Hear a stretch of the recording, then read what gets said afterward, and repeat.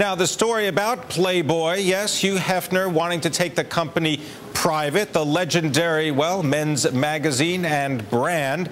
And they are making a pitch to take the brand private. Why is that? The cost, about $123 billion for the shares he doesn't already own. That's million. Penthouse publisher FriendFinder responding by it is announcing that it's going to make its own bid for the company. My next guest says there's more at stake here than just some photographs.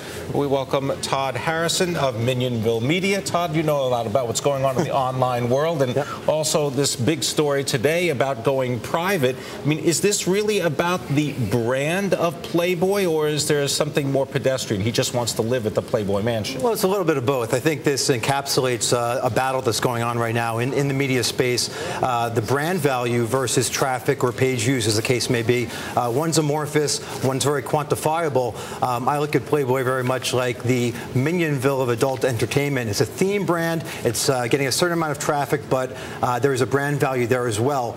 So I think that's what we're jockeying between right now, is how do you define the value of that brand versus quantifiable metrics like traffic. What about the actual assets of the company? I mean, if you put brand aside just for a moment, I mean, how's the company doing, and is it really also about the Playboy mansion, the real estate that he owns? Well, that's really what it comes down to. I mean, the man's 84 years old. He's put his life into his company, and he wants to live his last days in the mansion. So I think this is very much a private equity play, and the crown jewel of that portfolio is very much the mansion.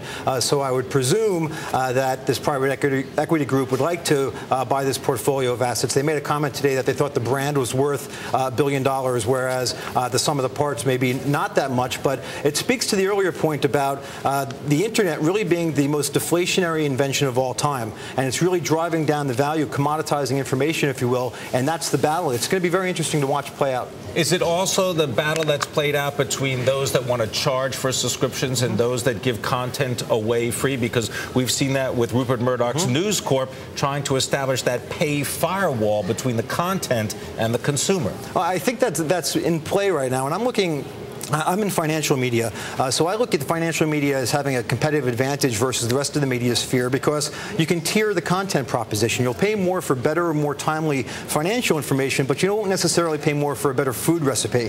So I think the financial space as a media company has a competitive advantage versus media in general, but that's very much the question that we need to figure out as we go forward. What do you see in terms of online advertising? Are you seeing the same increases that a lot of the mainline websites and online purveyors are mentioning? There has been an uptick, certainly been a relative uptick, but it's against a headwind of lower CPMs or lower cost per thousand users, and that's a headwind that I don't foresee really taking a sharp turn. But you're seeing a lot more of the advertising spend move over to the online space and mobile. Mobile is really the area that's really seeing some good secular tailwinds in terms of a percentage of the overall spend. Well, you mentioned mobile, and it reminds me also of Twitter. A column today from Dave Wilson, Bloomberg Stocks columnist, talking about how last week Hugh Hefner using Twitter to describe an upcoming meeting with the chief executive of Playboy to talk about strategic direction for the company. Are people just going to be shortening everything to like 140 characters? Is that the trend? I mean, that's what